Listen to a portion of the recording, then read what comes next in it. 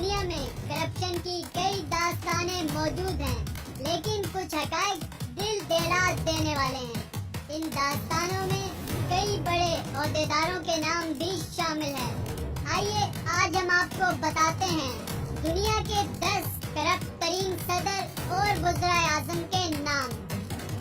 10ویں number پر ہیں Ukraine کے موجودہ صدر پیٹرو پوروشینکو۔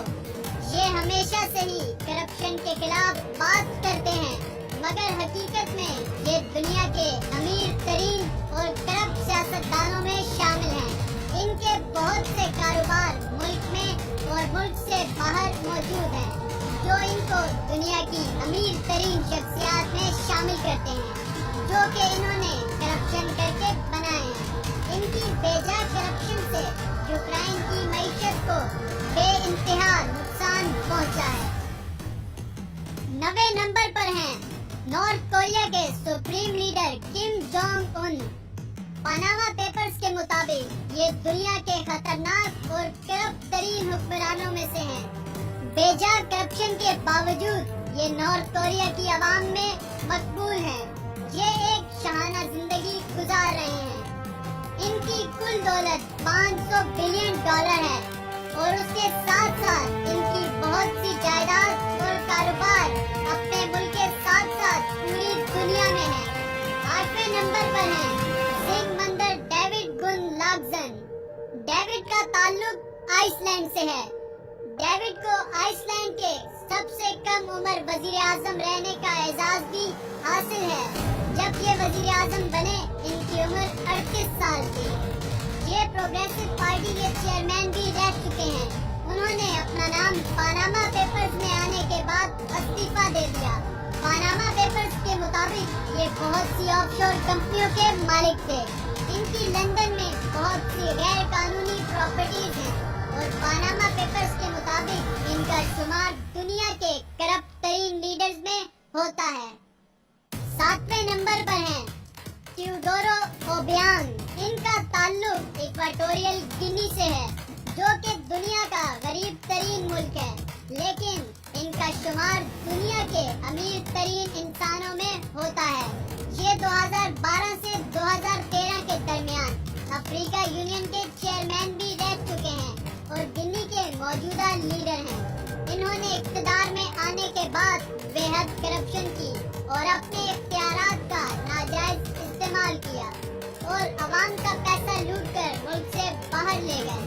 ان کی دولت ایک اندازے کے مطابق 71 ملین امریکی ڈالر ہے۔ ان کی اس کرپشن کی وجہ سے ان کا شمار دنیا کے کرپٹ ترین رہنماؤں میں ہوتا ہے۔ 6 نمبر پر ہیں برطانیہ کے سابق وزیر اعظم ڈیوڈ کیمرون۔ یہ 2010 سے 2016 تک یونائیٹڈ کنگڈم کے وزیر اعظم رہے۔ ان کا تعلق لندن کے امیر گھرانے سے ہے۔ پاناما پیپرز کے مطابق انہوں نے اعلیٰ درجے کی کرپشن کی ہے، جبکہ ڈیوڈ کیمرون نے اپنے اوپر لگائے گئے الزامات کو مسترد کرتے ہوئے وزیر اعظم کے عہدے سے استعفیٰ دے دیا۔ 5ویں نمبر پر ہیں ڈمیٹری میدویدیو۔ یہ رشیا کے موجودہ وزیر اعظم ہیں اور ان کی کرپشن کی وجہ سے وہاں کے عوام میں ان کے لیے کافی نفرت بھی پائی جاتی ہے۔